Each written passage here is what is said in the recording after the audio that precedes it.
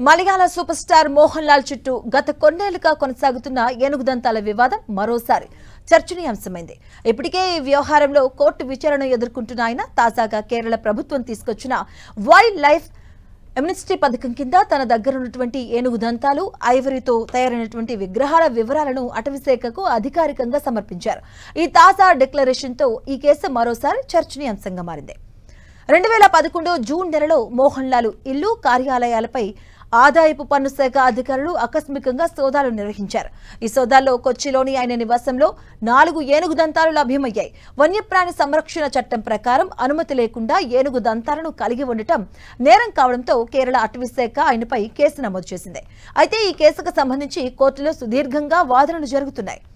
తాజాగా ఈ కేసులో మోహన్ లాల్ సమర్పించిన నివేదికల ప్రకారం తాను అటవీ చట్టాలను ఉల్లంఘించలేదని, రాష్ట్ర ప్రభుత్వం తీసుకొచ్చిన అమ్నెస్టీ పథకం కింద ఆస్తులను ముందే డిక్లేర్ చేశానని మోహన్ లాల్ కోర్టుకు వివరించారు.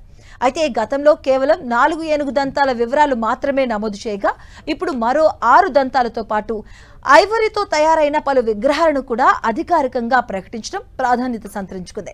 మరోవైపు మోహన్ లాల్ తన దగ్గర ఉన్నటువంటి దంతాల వివరాలను ఐటీ శాఖకు వెల్లడించినప్పటికీ అటవీ శాఖ నుంచి వీటికి సంబంధించిన లీగల్ ఓనర్షిప్ సర్టిఫికేట్ సరైన సమయంలో పొందారా లేదా అనే అంశంపై ప్రస్తుతం హైకోర్టులో విచారణ ఉత్కంఠంగా కొనసాగుతుంది.